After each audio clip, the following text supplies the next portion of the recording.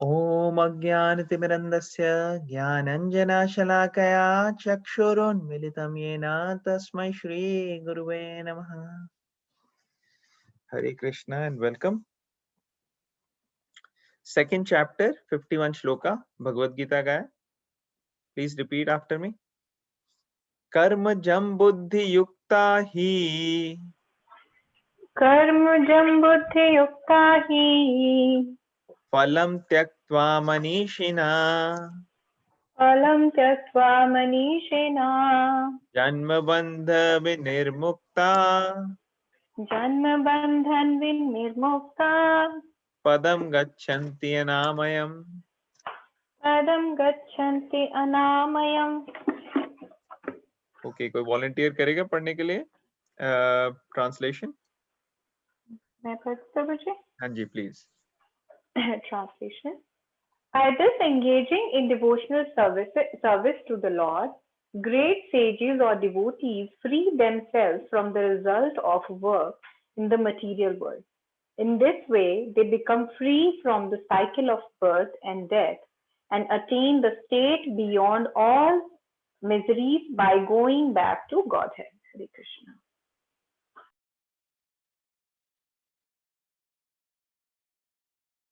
हरे Krishna. पर्पट continue करेंगे माता जी आप? हाँ जी प्रभु जी, मैं बढ़ देती हूँ. बच्चा एक minute. The liberated living entities belong to this place where there are no material miseries. The Bhagavatam 10.14.68 says, मैं पढ़ देता हूँ श्लोक. Okay, Prabhu. हाँ. समाश्रिता ये पदपल्लवप्लवम् महत्पदं पुण्ययशो मुरारे भवाम्बुधिर्वत् पदं परं पदं पदं पदं यद्विपदां न तेषाम्. For one who has accepted the boat of the lotus feet of the Lord, who is the shelter of the cosmic manifestation and is famous as Mukunda, or the giver of Mukti, the ocean of the material world is like the water contained in a cat's footprint. Param Padam, or the place where there are no material miseries or Vaikuntha is his goal. Not the place where there is danger in every step of life. Okay, thank you. अब हम थोड़ा सा यहाँ पे discussion करेंगे. तो translation क्या है?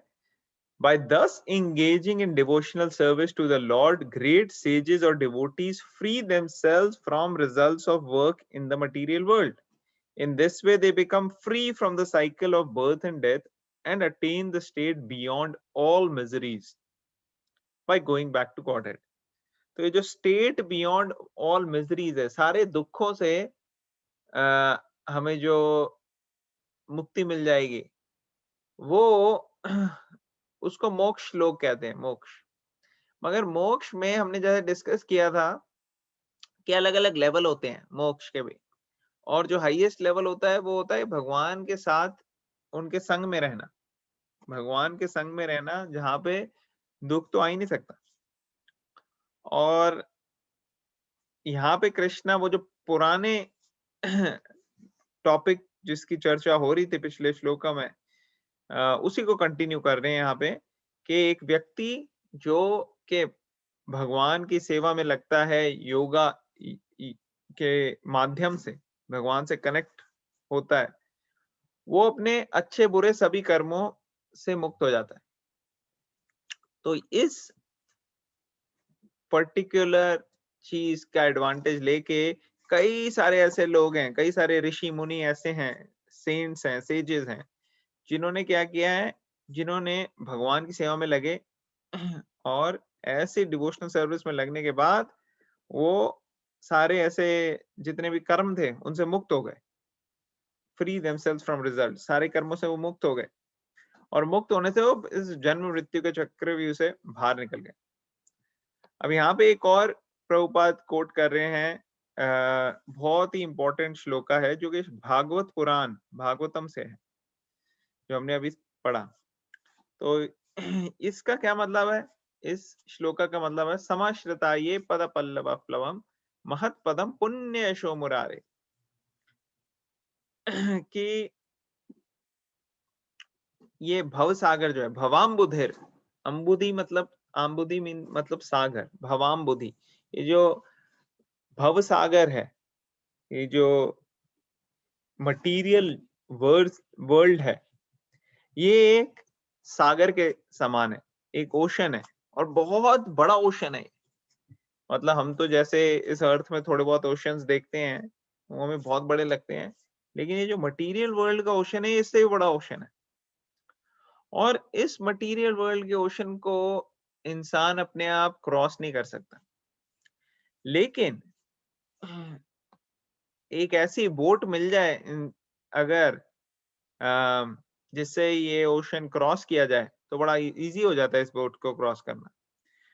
तो इस बोट का नाम क्या है? इस बोट का नाम है भगवान के चरण कमल, लोटस फीट ऑफ कृष्णा।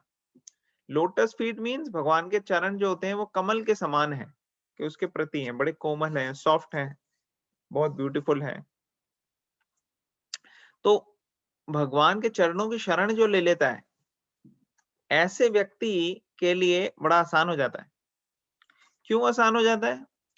क्योंकि एक तो ये बोट जो है वो परफेक्ट बोट है, डूबेगी नहीं ओशन में।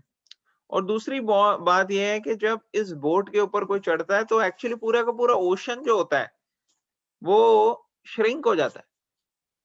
मतलब डबल बेनिफिट हो रहा है। एक तो आपकी बोट भी बड़ी सॉलिड है, और बोट अकेली जो है वो पावरफुल है, लेकिन दूसरा है कि वाटर भी श्रिंक हो जाता है। जो इतना बड़ा ओशन है, वो एक छोटे से बछड़े के पैर का जो छाप होता है, उसके अंदर पैर के छाप में जो छोटा सा गड्ढा बना है, उस गड्ढे में जो पानी है, उस पानी की तरह छोटा हो जाता है वो पूरा ओशन जो है। और एक छोटे से बछड़े के पैर के छाप में जो पानी है, उसको तो कोई बच्चा भी ऊपर से टाप सकता है, उसके कोई बहुत ज्यादा बड़ी बात नहीं है।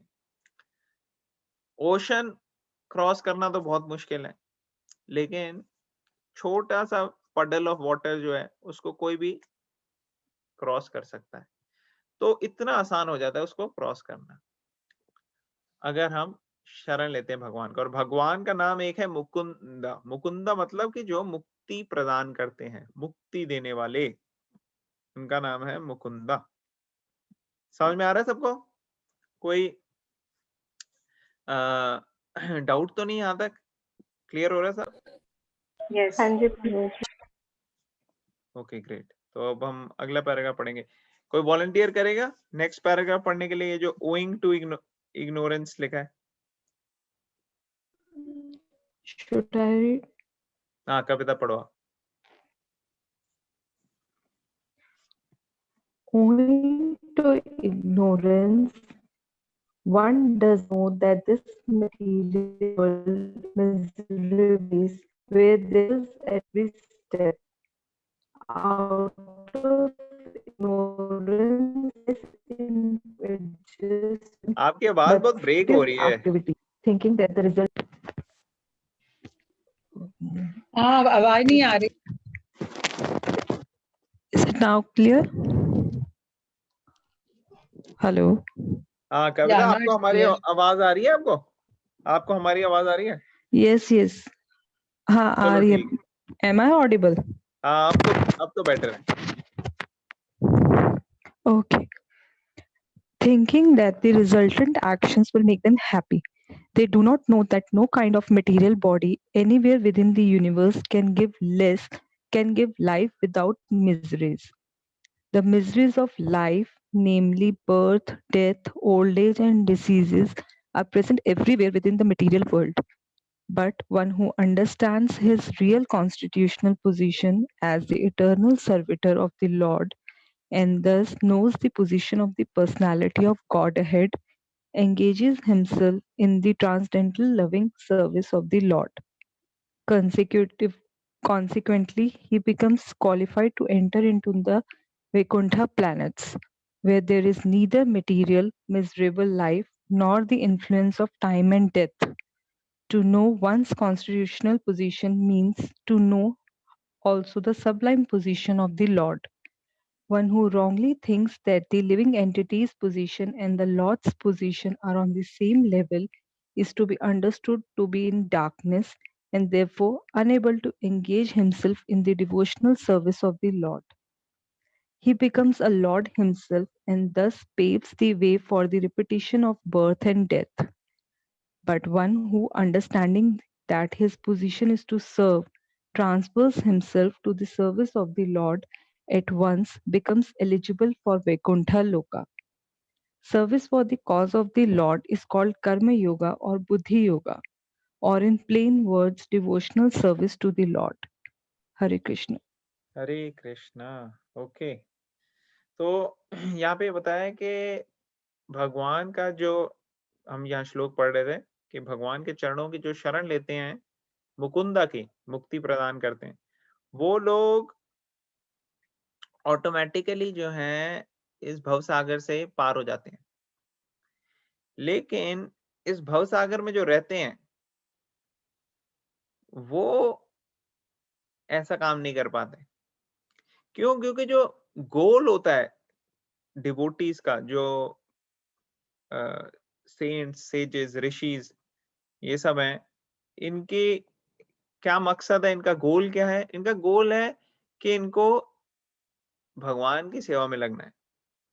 और भगवान की सेवा में लगने से इनका गोल ये नहीं होता कि ये इस धरती पे ही थोड़ा और बेटर सिचुएशन में रहे, क्योंकि यहाँ धरती पे तो पदम पदम यद विपदाम न तेषाम, हर स्टेप पे, हर पद पे कोई ना कोई विपदा होती है, हर जगह danger, danger at every step. चाहे थोड़ा सा हम ऊपर नीचे इधर उधर एडजस्टमेंट कर लेते हैं, लेकिन एक प्रॉब्लम नहीं तो दूसरी प्रॉब्लम आ जाती है। कई बारी तो हमने जो सॉल्यूशन किए हैं वही बड़ी प्रॉब्लम क्रिएट कर जाती है। जैसे कई बारी हम देखेंगे अपने पुराने एक्सपीरियंस से कि किसी चीज को क्योर करने के लिए हमने कोई दवाई निकाली, अब वो दवाई के साइड इफेक्ट जो है वो कई बार इतने ज्यादा हो जाते हैं कि सरकार को बंद करनी पड़ती है दवाई, कि नहीं नहीं नहीं ये दवाई बिल्कुल यूज नहीं कर सकते, बैन हो गई है।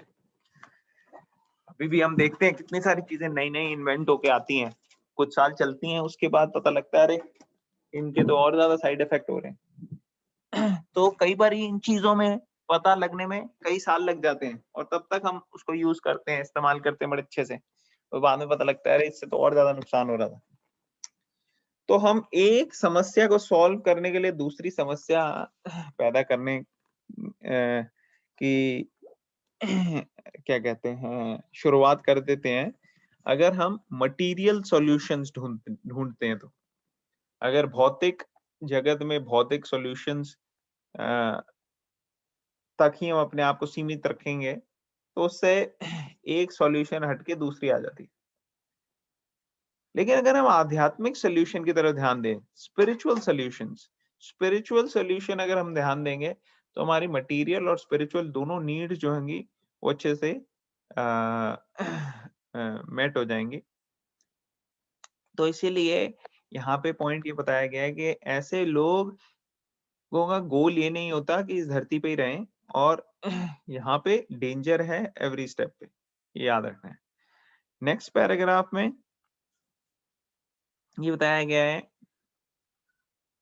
कि क्योंकि यहाँ डेंजर है एवरी स्टेप में, तो इसलिए इसको दुखालयम अशाश्वतम भी कहा गया है कृष्णा द्वारा। दुख आलय, जैसे आलय, आलय मीन्स घर, दुख मीन्स मिजरी, तो जहाँ पे बहुत ही ज्यादा दुख हो वो दुख का घर है, तो इसको दुख आलय बताया गया है कृष्ण। तो इसलिए यहाँ पे आप सोचो कि हम यहाँ रहेंगे और हमें कभी भी दुख नहीं होगा, ये तो बड़ा इमेजिनरी आइडिया है, फिक्शियस, बट फिक्शन बन जाएगी इसकी, रियलिटी में सच नहीं है। अगर हम किसी ऐसी जगह रहेंगे जहाँ पे बहुत ज्यादा, जैसे कहते हैं ना कोयले की खान में अगर हम जाएंगे तो कालक तो लगेगी हमारे ऊपर। पानी के अंदर अगर हमारे को स्विमिंग करनी है तो हम गीले तो होंगे ही ना, बिना उसके तो हम स्विमिंग नहीं कर सकते। तो उसी तरह से जब तक हम यहाँ पे रहेंगे हमारे को दुख होगा, लेकिन जरूरी नहीं है हमें यहीं रहना है। हम हमारी डिजायर्स के हिसाब से हमारी सिचुएशन हमें दी गई है, डिजायर और एक्शन। उसी तरह से आज जो हम डिजायर करेंगे, जैसे जैसे एक्शंस एक्टिविटीज हम करेंगे, उस हिसाब से हमारी फ्यूचर डेस्टिनी होगी। तो इसीलिए हमारे को उसके लिए प्रिपेयर करना चाहिए। लेकिन लोग क्या करते हैं, लोग इसमें इतना रुचि नहीं दिखाते, लोग इग्नोरेंस में हैं। वो सोचते हैं इग्नोरेंस इज ब्लिस, मगर इग्नोरेंस जो है वो तभी तक ब्लिस होती है जब तक उसके रिजल्ट सामने नहीं आते। जब उस इग्नोरेंस के रिजल्ट सामने आते हैं तो फिर सारी ब्लिस वगैरह निकल जाती है। जैसे अगर कोई बच्चा है, वो अच्छे से पढ़ाई नहीं करता, वो कहता है इग्नोरेंस इज ब्लिस, मैं खाओ पियो ऐश करो मित्रों भाई, क्या दिक्कत है। और फिर एग्जाम में वो फेल हो जाता है, तो फिर उसका ब्लिस ब्लूस निकल जाता है सारा। इसीलिए हमें ध्यान रखना है कि इग्नोरेंस जो है उसमें अगर हम रहेंगे तो उसके कॉन्सिक्वेंसेस भी फेस करने पड़ेंगे। जो ज्यादा इंटेलिजेंट लोग होते हैं वो अल्टीमेट सॉल्यूशन की तलाश में रहते हैं। वो सोचते हैं अल्टीमेटली क्या सॉल्यूशन है, इसी चक्कर में पढ़ता रहूंगा। जैसे बचपन में कैसे वो कहते हैं मुझे याद है हमें कहते थे कि अरे भाई अगर अब तो आप 7th 8th 9th थोड़े क्रूशियल ईयर्स आपके स्टार्ट हो गए हैं, 10th कर लोगे तो बढ़िया आपकी लाइफ सेट हो जाएगी। और हमने 10th की, फिर वो कहते हैं नहीं नहीं अभी तो 10th तो कुछ भी नहीं था, अभी 11th 12th असली है। एक बार 11th 12th में अच्छे आ जाएंगे तो फिर आपकी लाइफ सेट हो जाएगी। तो 11th 12th में मेहनत करी कि भाई चलो इसके बाद होगा। तो 12th के बाद उन्होंने कहा नहीं अभी तो 12th से तो कुछ फर्क नहीं पड़ता, आपको कॉम्पिटिटिव एग्जाम्स में अच्छा करना पड़ेगा। कॉम्पिटिटिव एग्जाम निकले तो उन्होंने कहा चलो जी आपका हो गया, आप कॉलेज में, मेडिकल कॉलेज में, अब आपकी यहाँ से जर्नी शुरू हुई है मेहनत करने की, अगले 10 साल आपको भी मेहनत करनी है। तो मतलब वो विशेष सर्कल जो है वो खत्म नहीं होता। फिर उसके बाद आपने मेडिकल स्कूल किया, फिर आपने कॉम्पिटिटिव एग्जाम्स फिर से दिए, फिर आप निकलो पोस्ट ग्रेजुएशन इधर उधर। मतलब हर स्थिति में आपको सपने ये होते हैं कि नहीं फ्यूचर में अच्छा हो जाएगा, फ्यूचर में अच्छा हो जाएगा। तो ये मटेरियल एडजस्टमेंट्स जो है इनका कोई सोल्यूशन नहीं होता। आज भी अगर हमारे को कुछ करना है ना, तो हम सोचते हैं कि नहीं एक बार ये पर्टिकुलर सोल्यूशन हो जाएगा ना हमारी लाइफ में, तो हमारी लाइफ बड़ी अच्छी हो जाएगी। चाहे वो किसी का हो कि भाई मेरे को ये जॉब मिल जाएगी, या ये मेरे को पर्टिकुलर कॉलेज में एडमिशन मिल जाए, या किसी को लगता है कि नहीं भाई शादी होगी तो बढ़िया है, अपना एक सेटल हो जाएंगे। तो एक के बाद एक के बाद एक के बाद ऐसे लोग अपने डिजायर्स फुलफिल करने के लिए कुछ ना कुछ डालते हैं और सोचते हैं कि शायद इसके बाद हमारे को खुशी मिलेगी, हैप्पीनेस मिलेगी। लेकिन जरूरी नहीं ऐसा हो। जैसे कहते हैं ना, love at first sight and then divorce at first fight. कि भाई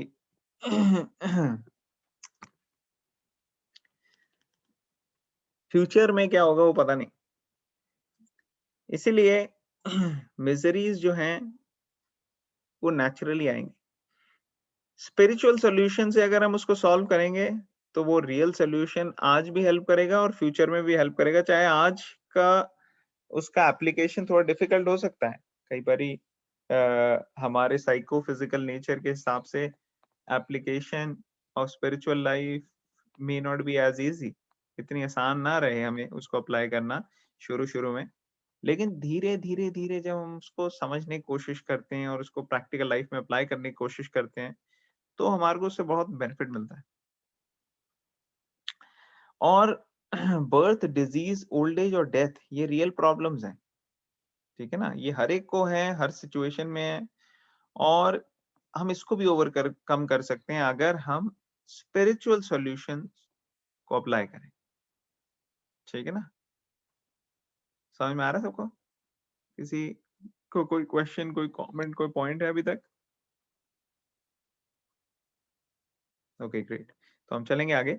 तो इसमें क्या है कि अगर हम ये स्पिरिचुअल सॉल्यूशंस को अप्लाई करते हैं तो हम क्वालिफाइड हो सकते हैं वैकुंठा प्लैनेट जाने के। और वैकुंठा प्लैनेट्स टोटली कॉन्ट्रास्ट है।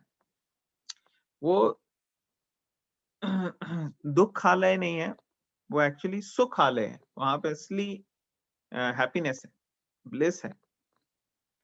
और यहाँ पे अशाश्वत, सब कुछ टेम्परेरी है यहाँ पे, लेकिन वहां पे सब कुछ इटर्नल है। वहां पे टाइम का कोई इन्फ्लुएंस नहीं होता, यहाँ पे टाइम का इन्फ्लुएंस है। यहाँ हर चीज की शुरुआत और एंड है। पर स्पिरिचुअल वर्ल्ड में ऐसा नहीं है। स्पिरिचुअल वर्ल्ड की शुरुआत और एंड नहीं होती, वो इटर्नल है। और ये समझना हमारे लिए बड़ा डिफिकल्ट हो जाता है कई बार, क्योंकि हमको इतने जन्मों से हम टाइम के चंगल में हैं फंसे हुए कि हम कॉम्प्रिहेंड नहीं कर पाते कि कैसे कोई चीज इटर्नल हो सकती। और मृत्यु से भी पड़े हैं, डेथ टच नहीं कर सकती स्पिरिचुअल वर्ल्ड में किसी चीज को। तो हमारे को ये समझ में आना चाहिए।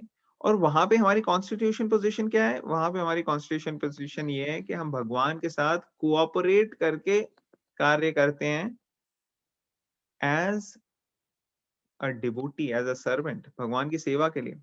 और भगवान जो है वो अपने डिवोटीज के साथ प्रेम का, भक्ति का आदान प्रदान करते हैं। तो हम ये नहीं कि भगवान के लेवल पे हैं, ऐसा नहीं होता कि सेम लेवल हो गया हमारा और भगवान का, नहीं। भगवान तो इनफाइनाइट है और हम तो इनफाइनाइट डेसिमल है, बहुत ज्यादा स्मॉल है हम।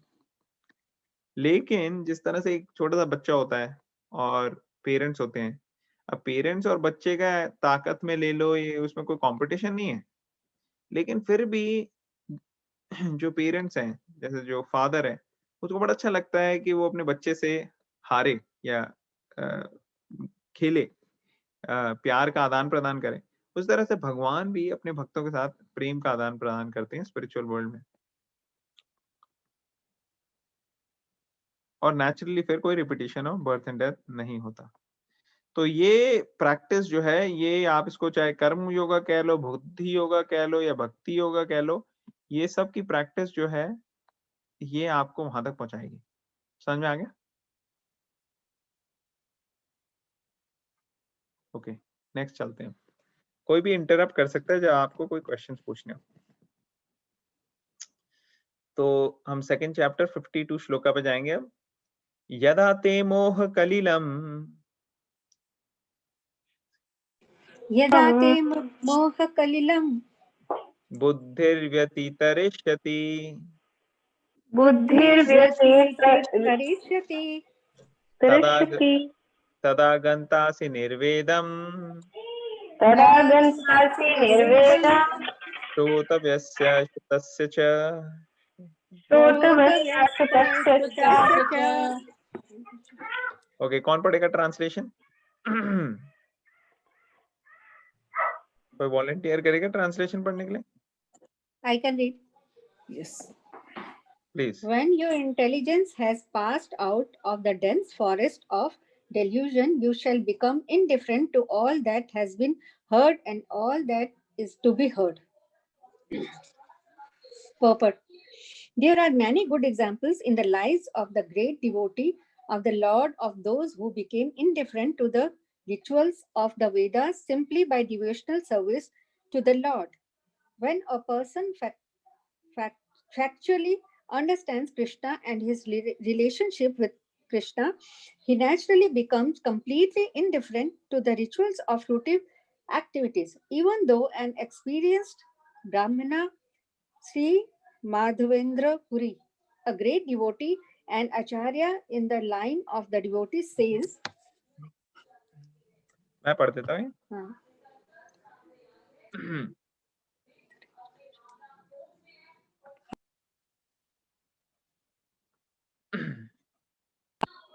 yes. संध्या वंदन भद्रमस्तु भवतो, वो स्नान तुभ्यं नमो, भो देवा पितरश्च तर्पण विदो, नाहं क्षमः क्षम्यताम्,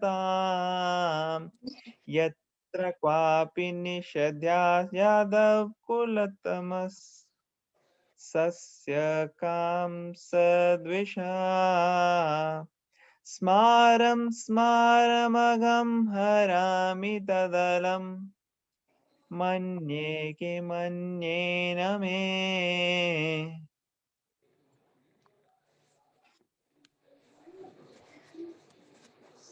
Oh my, prayers 3 times a day. All glory to you. O bathing, I offer my obeisances unto you. O demigods, O forefathers, please excuse me for my inability to offer you my respects.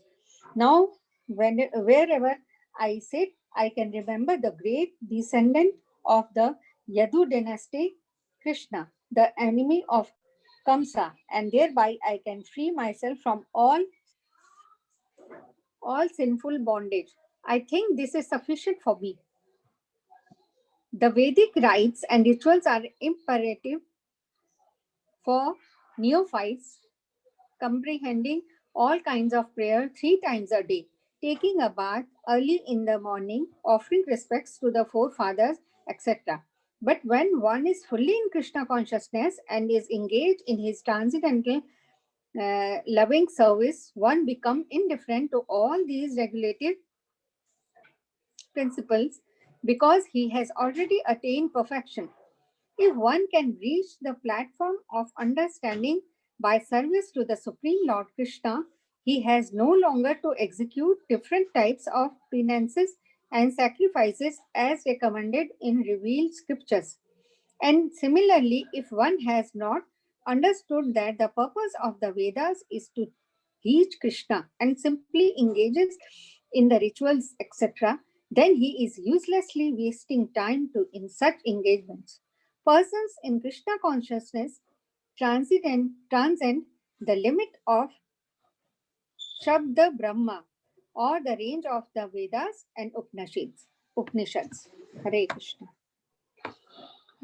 हरे कृष्णा। तो basically ये बड़ी सारी चीजें हैं यहाँ पे। हम इसको बड़ा सिंपल रखेंगे और सिंपल तरीके से इसको डिस्कस करेंगे ताकि यहाँ पे कई सारे नए लोग हैं उनको क्लियर समझ में आ जाए। कृष्णा बोल रहे हैं अर्जुन को, when your intelligence has passed out of the dense forest of delusion, you shall become indifferent to all that has been heard and all that is to be heard. तो बेसिकली इसमें क्या है, इसमें ये है कि आप अभी बड़ी ज्यादा डिल्यूजन में हो, आप किंग कर्तव्य विमूढ़ हो गए हो, आपको ये पता नहीं लग रहा कि क्या करना चाहिए क्या नहीं करना चाहिए, और आपकी बुद्धि जो है वो इन सब चीजों में जकड़ी गई है। और कई सारे रीजन जो हैं आपने फ्रूटिव रिजल्ट्स के बेसिस पे भी सोचे हैं कि अरे ये करूंगा तो ऐसा फल हो जाएगा, ऐसे रिएक्शन मिलेंगे, ऐसे होंगे। तो कृष्णा उसे कह रहे हैं कि आप फ्रूटिव रिएक्शंस के हिसाब से मत चलो, और जब आप इस तरीके से चलोगे तो आपकी जो बुद्धि है वो बुद्धि योगा, भक्ति योगा, कर्म योगा इसमें लगेगी, और उसके बाद आप इनडिफरेंट हो जाओगे जो भी ऐसी प्रोसेस होता है उससे। तो प्रभुपाद बता रहे हैं यहाँ परपट में कि कई बारी अलग अलग लोगों के लिए अलग अलग प्रेस्क्रिप्शन होती हैं। जैसे किसी को कोई बीमारी है तो डॉक्टर के पास गया, वो उसको अलग दवाई दी, और दूसरे व्यक्ति गया उसको अलग दवाई मिली क्योंकि उसको अलग बीमारी थी। तो जिस हिसाब से आपकी सिचुएशन होती है उस हिसाब से डॉक्टर आपको दवाई देता है। उसी तरह से अलग अलग लोगों के लिए भी अलग अलग रूल्स और रेगुलेशंस होते हैं। यहाँ पे वेदों में बड़ी सारी चीजें दी गई हैं, और यहाँ पे एक एग्जाम्पल दिया है माधवेंद्रपुरी का। ये माधवेंद्रपुरी बहुत महान सेज सेंट हैं ये, और ये करीब करीब 600 साल पहले आए, और तब के टाइम में इन्होंने एक बारी एक मंदिर में गए ये, वो मंदिर आज भी है, उस मंदिर का नाम है खीर चोर गोपीनाथ। तो एक बारी माधवेंद्रपुरी ये इतने बड़े भगवान के भक्त थे, वहां पे गए, बड़ा साधारण व्यक्ति की तरह गए ये, और इन्होंने देखा, इन्होंने सुना वहां पे कि यहाँ की जो खीर है ये बड़ी अच्छी, भगवान को भोग लगाते हैं खीर और सबको बांटते हैं। तो जब ये वहां पे पहुंचे तो इनको पता लगा कि ऐसे ऐसे यहाँ की खीर फेमस है, अमृत केली उसका नाम होता है, अमृत केली खीर का। तो वो ऑफरिंग कर रहे थे। तो माधवपुरी ने सोचा कि देखो यहाँ पे गोपीनाथ को ये लोग लगा रहे हैं भोग, अगर मुझे भी ये थोड़ी टेस्ट करने को मिले खीर प्रसाद, तो मुझे पता लगेगा कि ये कैसे बनाई है इन्होंने, और मैं भी अपने गोपाल जी को दूंगा, क्योंकि इनके खुद के भी गोपाल जी थे। गोपाल जी का मंदिर एस्टैब्लिश किया था इन्होंने खुद। तो अभी इनके दिमाग में थॉट आई थी, ये मन में आया ही था, तभी इन्होंने सोचा अरे ये मैंने कैसी बात सोच ली, अभी भगवान को भोग लगा नहीं और मैं सोच रहा हूँ कि ये मुझे टेस्ट करने को मिल जाए, ये तो बड़ी गलत सोच है। तो इन्होंने भगवान को वहां प्रणाम किया और उस मंदिर से चले गए। इन्होंने कहा मैं इस लायक ही नहीं हूँ कि मैं यहाँ पे रहूं और मेरे को टेस्ट करने ये सब बातें मेरे दिमाग में आ रही है, तो ये तो बिल्कुल उचित नहीं है। चले गए वहां से। तभी शाम के टाइम हो गया था, रात हो गई, मंदिर वगैरह बंद हो गए, पुजारी अपने सो गए। पुजारी के सपने में आया, गोपीनाथ आए। उन्होंने कहा देखो मेरा एक बहुत बहुत प्रिय भक्त है, उसका नाम है माधवेंद्रपुरी, वो ऐसे ऐसे इस जगह पे रेस्ट कर रहा है, मैंने एक खीर चुरा लिया, एक खीर का मटका चुरा लिया उसके लिए, तुम अभी जाओ, जाके मेरे ऑल्टर पे जाओ, वहां पे तुम देखोगे मेरी धोती के पीछे मैंने एक खीर का मटका रखा हुआ है, तुमने एक्चुअली मुझे 8 ऑफर करने के लिए रखे थे, उसमें से तुमने 7 ही वापस लेके गए, एक मैंने छुपा लिया। अब इस खीर को लो तुम और लेके जाओ, जाके माधवेंद्रपुरी को दे के आओ। तो उसी वक्त उठा वो, फटाफट तैयार त्यूर होकर वो गया भगवान के पास। उसने देखा सही में ये तो भगवान की धोती के पीछे एक और मटका पूरा का पूरा खीर का पड़ा हुआ है, ले मुझे पता ही नहीं था। तो बोलने का भगवान सही में ये कोई बहुत बड़ा भगवान का भक्त है, जिसके लिए भगवान खुद मेरे सपने में आए, खुद खीर भी चुड़ाई है उन्होंने। तो उसने वो मटका लिया, पुजारी जी ने, वो गए सीधा और ढूंढने गए, और जहां पे भगवान ने लोकेशन बताई थी वहीं जाके उन्होंने चीखा माधवेंद्रपुरी माधवेंद्रपुरी, कौन है माधवेंद्रपुरी यहाँ पे, कौन है माधवेंद्रपुरी यहाँ पे। वहीं माधवेंद्रपुरी एक जगह पेड़ के नीचे ऐसे रेस्ट कर रहे थे। और तभी उन्होंने कहा हाँ बताओ बताओ, मैं हूँ माधवेंद्रपुरी, क्या हो गया क्या हो गया, मैं आपकी क्या सेवा कर सकता हूँ।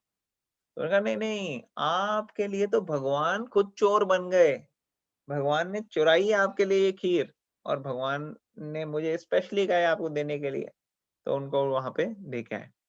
और माधवेंद्रपुरी इतने जो बड़े भक्त थे, उनके मन में ये भावना आई कि अरे कोई और होता हम में से, हम सोचते देखो अब सबको पता लगेगा कि मैं कितना महान हूँ, मेरे लिए भगवान आए उसके सपने में, तो हम खुद भी बड़े हवा में उड़ जाएंगे और बाकियों को भी बताएंगे हर जगह जा जाके, क्या आपको पता क्या है यार, मेरे लिए तो भगवान ने चुराया था खीर, हम ऐसे जा जाके बोलेंगे। लेकिन माधवेंद्रपुरी का क्या कॉन्शियसनेस थी, वो उसी वक्त सोचने लगे अरे मुझे इस शहर से निकल जाना चाहिए, क्योंकि ये शहर मेरे रहने लायक नहीं रहा। एक्चुअली वो जर्नी पे थे, वो एक जगह से दूसरी जगह जा रहे थे, रास्ते में रुके थे वहां पे।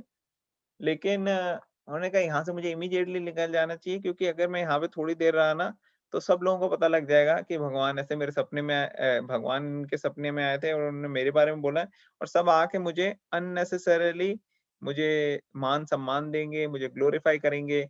और ये मान सम्मान जो है ये बड़ी अच्छी चीज नहीं है, इसको तो मैं बहुत मल के समान समझता हूँ। तो वो वहां से निकल गए।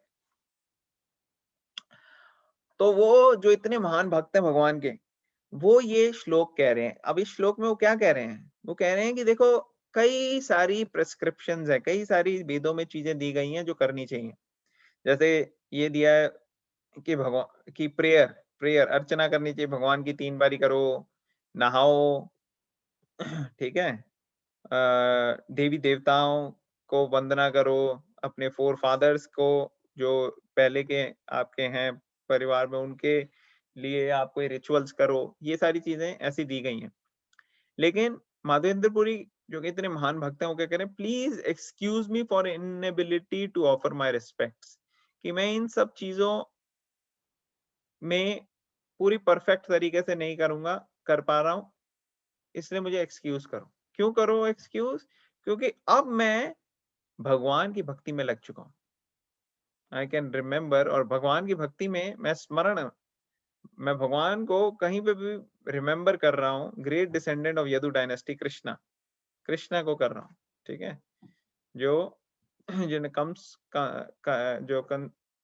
द एनिमी ऑफ कंसा है, कंस के दुश्मन है, और इससे ही मैं अपने आप को फ्री कर पा रहा हूँ जो भी मेरे पाप हुए हैं, और ये मेरे लिए उचित है, सफिशिएंट फॉर मी। तो एक्चुअली ये इसलिए नहीं है क्योंकि वो बस थिंक कर रहे हैं कि this is sufficient for me. हम भी कह सकते हैं हमारे लिए भी सफिशिएंट है, हम भी कुछ नहीं करेंगे, हम भी ऐसे ही वो करें, लेकिन ऐसी बात नहीं है। ये सफिशिएंट फॉर मी मीन्स ये शास्त्रों के हिसाब से बिल्कुल हाईएस्ट चीज है जो ये कर रहे हैं, और इतनी इन्होंने अपनी लाइफ में, देखते हैं हम कि कैसे कैसे इनकी लाइफ में इन्होंने सेवा की है भगवान की। तो भगवान की सेवा के लिए वो हमेशा एक्टिव रहता है, लेकिन बाकी चीजों के लिए जैसे रूल्स और रेगुलेशंस कई बार हम जस्ट फॉलो करने के लिए करते हैं। हमारे को उसका मकसद नहीं पता लग रहा है, हमारे को ये नहीं पता लग रहा क्यों करना है, बस आरती में खड़े हो गए वहां। हमें ये नहीं पता है कि आरती का क्या महत्व है, क्या होता है इसका इम्पोर्टेंस, क्या हम जो आरती गा रहे हैं या श्लोका बोल रहे हैं या मंत्र चैंट कर रहे हैं, उसका क्या मतलब है। तो ये सब नहीं करते, हम रिचुअलिस्टिकली करते हैं बस for the sake of doing, कि हाँ भाई चले गए मंदिर, चले गए, वो कर लिया। कई बार कोई तीर्थ स्थल पे भी जाना होता है ना, लोग पिकनिक की तरह जाते हैं कि चलो भाई पिकनिक बनाएंगे, अब हमें फलाना फलाना जगह जा रहे हैं, और वहां पे रास्ते भर खाते पीते और क्या कहते हैं, मौज मस्ती करते हुए लोग जाते हैं, लेकिन मकसद भूल जाते हैं वहां जाने का, कि क्यों जा रहे हैं हम, क्या है। कई लोग कहते हैं हमने इच्छा मांगी थी, कोई पूरी हो गई, अब हम जा रहे हैं भाई, इसलिए। तो ये सारी जो चीजें हैं ना, ये बड़ी सुपरफिशियल लेवल पे, डीप रिलेशनशिप नहीं है। लेकिन ये जो रिलेशनशिप की बात हो रही है बड़ा डीप है, जो माधवेंद्रपुरी यहाँ पे बता रहे हैं। क्लियर हो रहा है सबको? तो अलग अलग लोग, तो अलग अलग लोगों के लिए अलग अलग प्रेस्क्रिप्शंस है। जो शुरुआत में हम, जैसे अब हम लोगों के लिए, जैसे अब अगर आप मानो किसी ने टाइपिंग सीखनी है या कोई म्यूजिकल इंस्ट्रूमेंट सीखना है या ड्राइविंग सीखनी है, तो वो बड़े कॉन्शियसली करता है वो काम, पूरी अटेंशन उसकी वहीं होती है। ड्राइविंग मान लो सीखनी है, तो उससे आप कुछ बात भी नहीं कर सकते। वो कहता है 1 मिनट रुक जा यार, मेरे को पहले ये तो देख लेने दे, क्लच कहाँ है, ये कहाँ है, एक्सेलरेटर कहाँ है, ब्रेक कहाँ है। वो इसी चक्कर में लगा रहता है कि कब किसको क्या करना है। सिमिलरली अगर आप टाइपिंग देखोगे, वो एक एक उंगली से एट ए टाइम टाइप करते हैं। और अगर आप देखोगे जो प्रोफेशनल है, जो जो थोड़ी सी ड्राइविंग जिनको आती है वो करते हैं, उन ड्राइविंग करते करते बातें भी करेंगे, फोन भी कर लेंगे, खा भी लेंगे, कुछ भी कर लेंगे साथ साथ। क्यों? क्योंकि अब वो प्रोफेशनल हो गए हैं, यूज टू हो गए हैं। उसी तरह से म्यूजिकल इंस्ट्रूमेंट कोई प्ले करना है या टाइपिंग करना है, आप देखो कई लोगों के हाथ कंप्यूटर में लगता भी नहीं कि टच हो रहे हैं, क्या हो रहे हैं, और पूरी की पूरी लेटर टाइप हो जाता है। जस्ट यूं रखे हुए हाथ, और उसी में फिंगर सारी की सारी चेक काम कर रही है। तो ये अलग अलग लेवल पे जो लोग हैं वो अलग अलग तरीके से एक पर्टिकुलर चीज सीखते हैं। उसी तरह से भक्ति योगा जो साइंस है, कर्म योगा, भक्ति योगा, बुद्धि योगा जो बता रहे हैं यहाँ पे, उसको परफॉर्म करने वाले भी अलग अलग लेवल के लोग होते हैं। तो जो बेसिक लेवल पे जस्ट स्टार्ट कर रहे हैं, उनको ये सारे रूल्स रेगुलेशंस फॉलो करने होते हैं, तभी वो एडवांस करेंगे।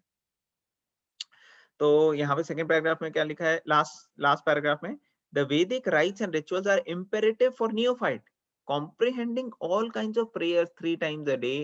जैसे गायत्री करनी होती है 3 बार इस दिन में, जो ब्राह्मण दीक्षित होते हैं, जो ब्राह्मण होते हैं, तो वो जरूरी है शुरू शुरू में सब लोगों के लिए।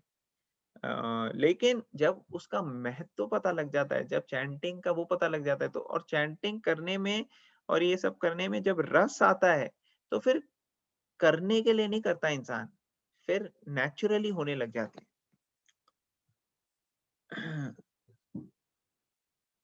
तो ये कई सारे रूल्स एंड रेगुलेशन शुरू में हमारे को फॉलो करने पड़ते हैं कि ऐसे ऐसे गिवन टाइम में करो आप प्रेयर्स, आप नहाओ, ऑफर रिस्पेक्ट करो फॉर फादर्स को।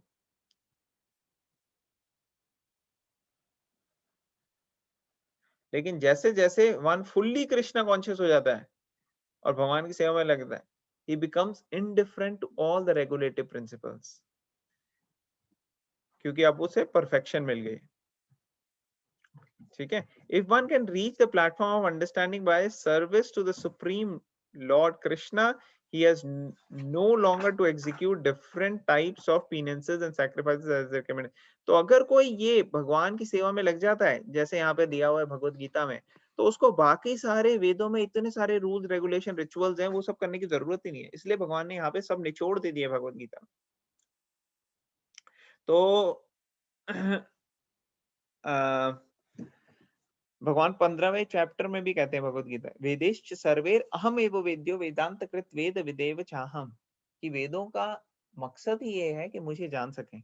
और अगर कोई भगवान को जान लेता है तो फिर बहुत सारे वैदिक रूल्स रेगुलेशन रिचुअल्स इसकी जरूरत भी नहीं होती। वो सब फिर वेस्ट ऑफ टाइम हो जाते। लेकिन अगर भगवान को नहीं जान पाते तो फिर सारे वेद वगैरह प्रैक्टिस भी हम करते हैं तो भी हमें बहुत टाइम लगेगा इस लेवल पे आने के। ठीक है, तो मेन यहाँ पे भगवान ने शॉर्टकट दिया है कि अगर आपको 100 फ्लोर की बिल्डिंग है और 100वें फ्लोर तक जाना है, तो आप या तो सीढ़ियां लो और सीढ़ियों से पहले फ्लोर से 100वें फ्लोर तक अपना चलते चलते चलते चलते जाओ, और या फिर आप सीधा एलिवेटर लो और पहुंच जाओ 100th फ्लोर पे। तो ये भगवत गीता जो है ये एलिवेटर है, और बाकी जो है वो बुक्स जो हैं वो जो भगवत गीता के बिना अगर आप वेद पुराण उपनिषद इन सब के अंदर जाओगे तो आपको बड़ा टाइम लगेगा। लेकिन भगवत गीता जो है वो मेथड है, और भगवत गीता के साथ अगर आप भागवतम चैतन्य चरितामृत ऐसी बुक्स भी ऐड कर लोगे तो वो कंप्लीट नॉलेज हो जाती है। तो उससे आपकी बिल्कुल एलिवेटर सीधा आपको लेके जाएगा लिफ्ट 100वें फ्लोर तक। तो ये यहाँ पे बताया गया है। अब हम स्टॉप करेंगे यहाँ पे आज के लिए। This should be sufficient. हमने सेकंड चैप्टर 51 श्लोक और 52 श्लोक किया अभी आज। किसी का कोई क्वेश्चन कमेंट या कोई पॉइंट हो तो प्लीज आप पूछ सकते हैं। यस सुभाष प्रभु बताइए। प्रभु एक क्वेरी था, जब हमने शुरू किया था, शुरू के कुछ श्लोकास में वी वर सेइंग दैट कि बिना ज्ञान के भक्ति जो है वो हो नहीं सकती, मुश्किल है। Now here in this shloka it seems like कि बिना ज्ञान के भी आप भक्ति कर सकते हो। हाँ, तो बिना ज्ञान के का मतलब ये है कि वो जो ज्ञान, भक्ति का ज्ञान तो आपको चाहिए ना, कि भक्ति कैसे की जाए वो ज्ञान तो आना चाहिए ना। आपको ज्ञान योगा की प्रैक्टिस करने की जरूरत नहीं है, लेकिन आपको बेसिक ट्रेनिंग होनी चाहिए भक्ति की। अगर आपको बेसिक ट्रेनिंग नहीं है, कई लोग क्या कहते हैं वो अपने मन से ही मान लेते हैं कि हाँ भाई हमारे मन में है। नहीं, अगर आपने सीखी नहीं है, आपको ट्रेनिंग नहीं है, तो आपको कैसे आएगी। जैसे अगर किसी को स्विमिंग नहीं आती तो उसको पहले तो स्विमिंग सीखनी पड़ेगी ना। एक बार सीख लेगा उसके बाद वो कैसे भी कर सकता है। तो उसी तरह से भक्ति की ट्रेनिंग शुरू में जरूरी है, उसके लिए ज्ञान, उसके लिए नॉलेज, उसके लिए वो सब चीजें की जरूरत है। एज सच ज्ञान योगा, कर्म योगा में हमारे को स्पेशलाइज करने की जरूरत नहीं है। समझ में आ उसके लिए तो फिर we have to go back to Vedas, right, to know what rituals और how to do puja and bhakti. हाँ, तो जो रिचुअल्स की आप बात कर रहे हो वो ज्ञान योगा में थोड़ी आते हैं, ज्ञान में थोड़ी आता है वो। आपको जो जो चीजें, हाँ ज्ञान में तो नॉलेज हो गई ना, तो जो जो चीजें आपको नेसेसरी हैं वो आपको सब ट्रेनिंग ऑफ भक्ति में मिल जाएंगी। जैसे अगर आप भगवत गीता पढ़ोगे, डिवोटीज के एसोसिएशन लोगे, भगवान से प्रार्थना करोगे, चैंटिंग करोगे हरे कृष्णा कृष्णा कृष्णा हरे हरे, हरे राम राम राम हरे हरे, तो ये आपकी पहली बेसिक ट्रेनिंग हो गई। तो आप बेसिक ट्रेनिंग में सीधा देख रहे हो कि एलिवेटर भाई तक मैं एलिवेटर के अंदर तो घुस जाऊं और बटन दो दबा दूं 100वें फ्लोर का, तो ये सब हो रहा है। फिर आप उसके अंदर जब एक बार आ जाते हो तो फिर आपको अंदर रहना है बस, बाहर जाने की कोशिश नहीं करनी है कि एलिवेटर से बाहर चले जाऊं मैं। तो उसी तरह से आप ये प्रोसेस के अंदर रहो और इस प्रोसेस को बस फॉलो करते रहो, आप ऑटोमेटिकली 100वें फ्लोर पे पहुंच जाओगे। सही है?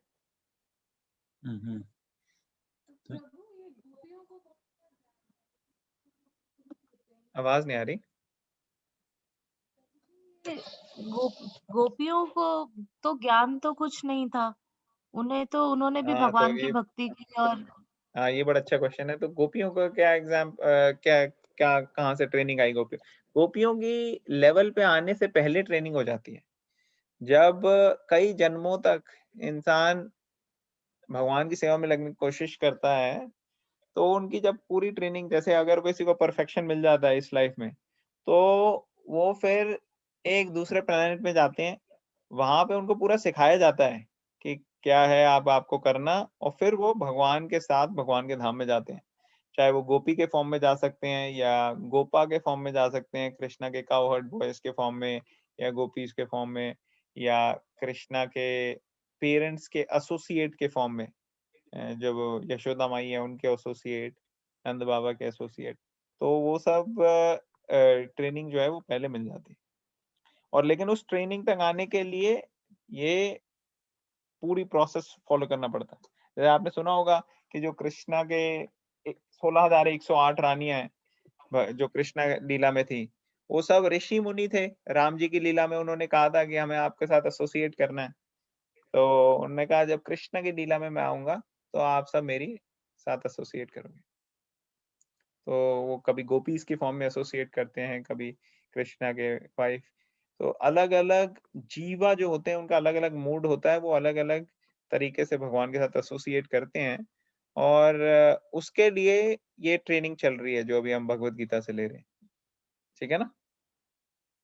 जी Prabhu ji. Okay, thank good you question. Prabhu. Thank you, nice questions. और किसी का कोई क्वेश्चन?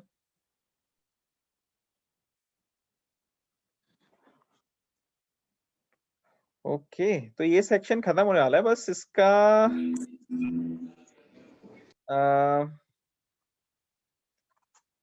मेरे ख्याल से यहाँ पे 53 हम करेंगे कल, और फिर अर्जुन का क्वेश्चन आएगा। 54 से अलग सेक्शन स्टार्ट हो जाएगा। तो हम देखेंगे बीच में अगर टाइम मिलेगा तो कल या परसों हम एक कहूट क्विज भी खेल सकते हैं। तो आप लोग सब तैयारी स्टार्ट रखो। जो जो श्लोका हमने करे हैं पिछले कुछ दिनों में, उसके ऊपर एक कहूट क्विज, सरप्राइज कहूट क्विज होगी ये, ताकि आप लोग सब रेडी रहो। ठीक है ना?